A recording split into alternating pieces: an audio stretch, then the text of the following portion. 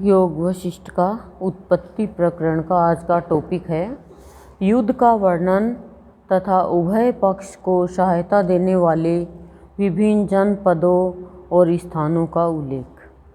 युद्ध का वर्णन बताया गया है और दोनों पक्षों को सहायता देने वाले विभिन्न जनपदों यानी देशवासियों को और उनके स्थान को उल्लेख किया है। श्री वशिष्ठ जी कहते हैं, रघुनंदन, दोनों सेनाओं में जो महान, धर्मनिष्ठ, सुशील, ओजस्वी, धैर्यशाली, शुद्ध, कुलकमल और युद्ध में कभी पीठ न दिखाने वाले शूरवीर थे।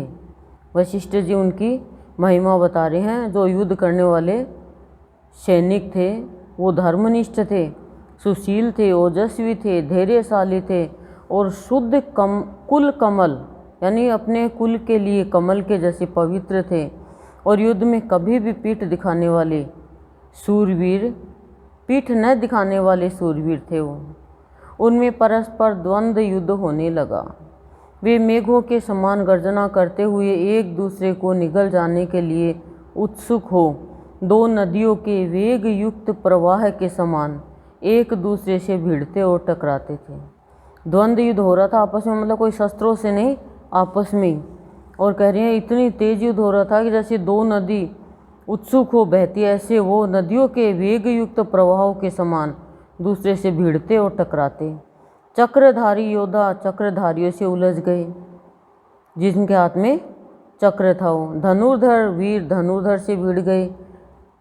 खड़ग से युद्ध करने वाले सैनिक खड़गधारियों से जूझने लगे, मतलब तलवार वाले तलवार से, धनुष वाले धनुष से, चक्रधारी वाले चक्रधारी से, भाले वाले भाले वालों से, मुद्रधारी मुद्रधारियों से, गदाधारी गदाधारियों से, शक्ति से युक्त करने वाले शक्तिधारी योद्धाओं से, छुरे वाले छुरे वालों से, त्रिशूलधारी त्रिशूलधारियों से, लोहे की जंजीरों का जालीदार कोट पहनने वाले योद्धा अपने जैसे ही विपक्षी योद्धाओं से इस तरह वेगपूर्वक युद्ध करने लगे मानो प्रलय काल के विक्षुब्ध महासागरों की तरंगे आपस में टकरा रही हो। वह युद्ध आकाश रूपी महासागर वहाँ अद्भुत शोभा पा रहा था। क्षोभपूर्वक चलाए गए चक्र समूह उसमें भंवर के समान जान पड़ते थे।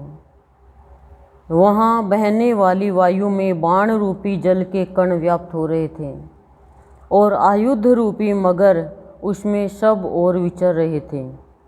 जो शस्त्र उनको मगर का रूप दिया है, पानी बहता है उसका रूप दिया है, जैसे जल के कण व्याप्त होते हैं वैसे कह रहे हैं इतने बाण चल रहे थे। विद्या बुद्धि बल शौर्य अस्त्र शस्त्र अश्व रथ और धनुष, ये युद्ध के दिव्य 8 साधन जिनके पास मौजूद थे, ऐसे सैन्य समूह दो पक्ष होने के कारण आधे आधे भाग से दोनों पक्षों में बांटकर क्रोधपूर्वक युद्ध के लिए खड़े थे। लड़ाई के लिए भी कितना कितना खर्चा करते हैं। जो जैसा योद्धा था विपक्षी दल उसी के साथ ही लड़ाई कर रहे थे।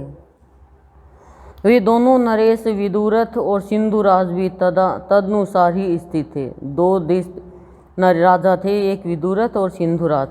हे रघुनंदन, मध्य देश की आदि मुख्य स्थान मानकर वहीं से दिशा की गणना करने पर लीला के पति महाराज पद्म, जो वर्तमान जन्म में विदुरथ थे, पद्म का तो राजा पद्म का शव पड़ा है और दूसरा जन्म हो गया उसका, वो है राजा विदुरथ। उनके पक्ष में उनकी सहायता के लिए पूर्व दिशा से जिस जिस जनपद के लोग आए थे, यानी वहाँ के निवासी लोग आए थे, उन सबके नाम बताता हूँ, सुनो।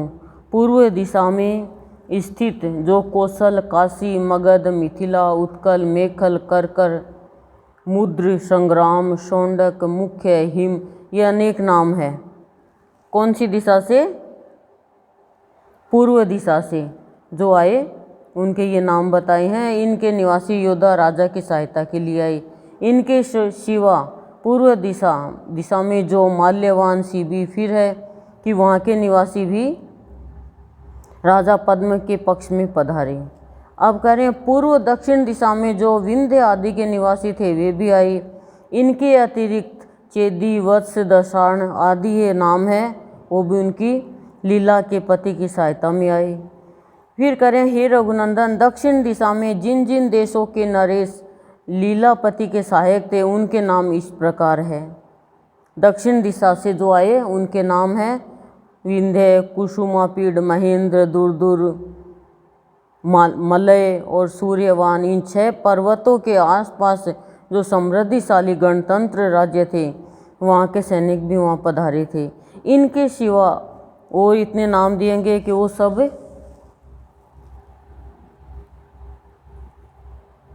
उसी युद्ध में सम्मिलित हुए थे। अब पश्चिम दक्षिण दिशा के देश बताए गए हैं कि वहाँ के लोग आए थे। नाम बताइए, नाम तो क्या पढ़ना है बस। फिर रघुनंदन, जो लोग लीलापति के विपक्ष में आए थे, ये तो पक्ष में, विपक्ष में आए, उनके इन जनपदों का वर्णन सुनो। पश्चिम दिशा से जो ऊंचे और बड़े बड़े पर्वत है, पहले उनके नाम बताए जाते हैं। ये सारे उनके नाम है कि जिसके तट पर पारियात्र नामक पर्वत है। इन सब स्थानों के निवासी सिंधु राज की ओर से युद्ध करने आए थे। वो विपक्ष में आए थे, किसके? लीला के पति के। फिर पश्चिम तौर दिशा में पर्वतीय प्रदेश के भीतर वेणुपति और नरपति नामक देश है, जहाँ अनेक प्रकार के उत्सव होते रहते हैं। इनके सिवा जो फल्गुणक, मांडव, अनेक नेत्रक, पुरुकुंद, पार, भानुमंडल, भावन, इनके नाम हैं, वो भी युद्ध में सम्मिलित हुए थे। फिर उत्तर दिशा में जो हिमवान, कोंज, मधुवान, कैलाश, वसुमान, मेरु पर्वत है तथा इन सब के आसपास जो शाखा पर्वत है उन पर जो लोग निवास करते हैं, वे सब योद्धा सिंधु राज की ओर से युद्ध करने के लिए, सिंधु राज के यानी लीला के पति के विरुद्ध में आए थे। ये सब उनसे आगे बढ़ने पर 8000 योजन तक की भूमि जनपदों से रहित है। पूर्वोत्तर दिशा में जो जनपद है, क्रम से उनके नाम सुनो। फिर अब उनके नाम बता रहे हैं कि इन सब के निवासी युद्ध के लिए आए थे। इससे आगे ईशान कोण में सुवर्णमयी भूमि है। दिशा स्थान का नाम बता रहे हैं। विपक्ष में आए, पक्ष में आए उन सैनिकों के, इन राजाओं के नाम बता रहे हैं। कह रही हैं गंधर्व राज विश्वासु का उत्तम मंदिर है, उससे आगे कैलाश भूमि है, उससे भी आगे मंजुवन नामक पर्वत है, जहाँ की भूमि विद्याधरों और देवताओं के विमान से के समान है। भूमि का बताया है और इनका जो लड़ाई में उनके जिनके साथ थे, विपक्ष में थे, उनका नाम बताया है। और कह रहे महाभयंकर युद्ध हुआ था, बहुत ही खतरनाक युद्ध जिसे कह रहे हैं शोभा पारा था। तो ये उत्पत्ति प्रकरण का 36 का सर्ग पूरा हुआ। काली युद्ध का नाम महिमा बताई है और युद्ध में सैनिकों के नाम और स्थान के नाम बताए हैं।